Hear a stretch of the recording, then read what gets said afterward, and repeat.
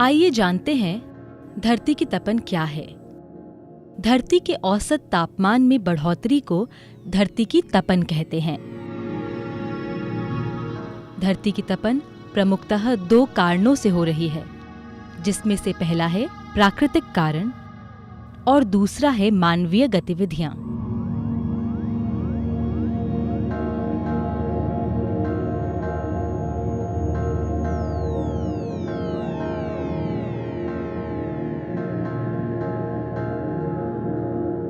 मानवीय गतिविधियां धरती की तपन बढ़ाने में ज्यादा कारगर हैं।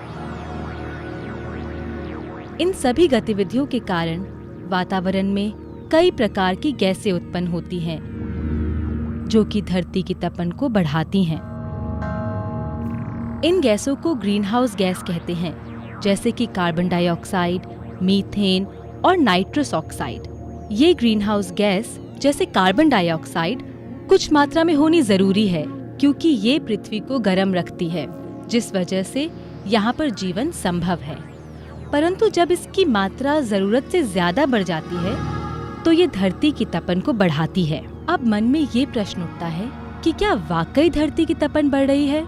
तो इसका प्रमाण है कि धरती का औसत तापमान 14 डिग्री सेल्सियस है। पिछले 100 वर्षों में ये तापमान लगभग 0.74 डिग्री सेल्सियस बढ़ चुका है।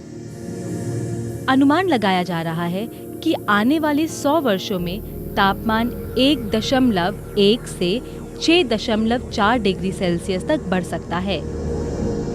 ग्रीनहाउस गैसों की मात्रा बढ़ने के लिए मानवीय गतिविधियां ही जिम्मेदार हैं। जैसे हम जानते हैं, चाहे घर हो या फैक्ट्री, बिजली का हर जगह बहुत मात्रा में प्रयोग होता है और ये बिजली बनाने के लिए कोयला जलाया जाता है, जिससे ग्रीनहाउस गैस उत्पन्न होती है। गाड़ियों की तादाद दिन प्रतिदिन बढ़ रही है, जिनसे धरती की तपन बढ़ाने वाली गैस पैदा होती है। कारखानों से निकलता हुआ धुआं भी यही काम करता है। सीमेंट, लोहा और स्टील बनाने वाले कारखानों से निकलने वाली गैस भी तपन बढ़ाती है।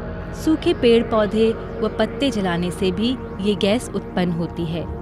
चावल के खेतों से भी ये गैस निकलती है। गाय और भैंसें भी ये गैस पैदा करती है। पेड़ों को काटने से भी धरती की तपन बढ़ती है।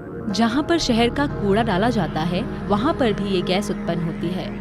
और इन सब का क्या परिणाम होता है, आइए देखते हैं। बर्फ की चट्टानें तेजी से पिघल रही हैं, जिसके कारण नदियों और समुद्रों में पानी का स्तर बढ़ रहा है, जिससे बाढ़ आ जाती है। धरती की तपन से बारिश आने की तीव्रता व समय में काफी बदलाव आ जाएगा, जिसके कारण कई जगहों पर बाढ़ आ जाएगी और कई जगह सूखा पड़ेगा। रोग फैलाने वाले जीवाणुओं की मात्रा बढ़ जाएगी। डेंगू और मलेरिया जैसी बीमारियां भी ज्यादा लोगों को अपनी चपेट में ले लेंगी। फसलों की उपज आज की तुलना में काफी कम हो जाएगी। पीने के पानी की उपलब्ध मात्रा बहुत कम हो जाएगी और इससे हम सभी की जिंदगी पर बहुत असर पड़ेगा। तो आप बताइए, धरती की तपन को कम करने के लिए हमें क्या करना चाहिए? क्या सिर्फ बैठकर देखना और इंतजार करना चाहिए? नहीं, हमें आज ही कुछ करना होगा। कल तक बहुत देर हो जाएगी। क्यों ना हम अपने जीवन में कुछ साधारण से बदलाव लाएं, जिससे धरती की तपन कम करने में मदद मिले। आइए सब मिलकर पेड़ लगाएं और उनका ध्यान रखें। सूखे हुए पत्तों को जलाएं नहीं, उनकी सही तरह से खाद बनाएं। घर का गीला और सूखा कूड़ा अलग कर लें और गीले कूड़े की खाद बनाएं। बिजली और पानी की कम से कम खपत करें। बारिश के पानी का संचयन करें। छत पर गिर रहे बारिश के पानी को पाइप द्वारा बाल्टी में जमा कर लें और उसे ही इस्तेमाल में लाएं। डब्बे और बोतलों को दोबारा इस्तेमाल में लाएं। कपड़ों को ठंडे पानी में ही धोएं। सूरज की ऊर्जा से चलने वाले उपकरणों का इस्तेमाल करें। घर की दीवारों को हल्के रंग से रंगें और बिजली बचाएं। घरों में बल्ब की जगह CFL लगाएं। ईंधन बचाने का साइकिल एक अच्छा साधन है। CNG ईंधन चलित वाहनों का इस्तेमाल करें।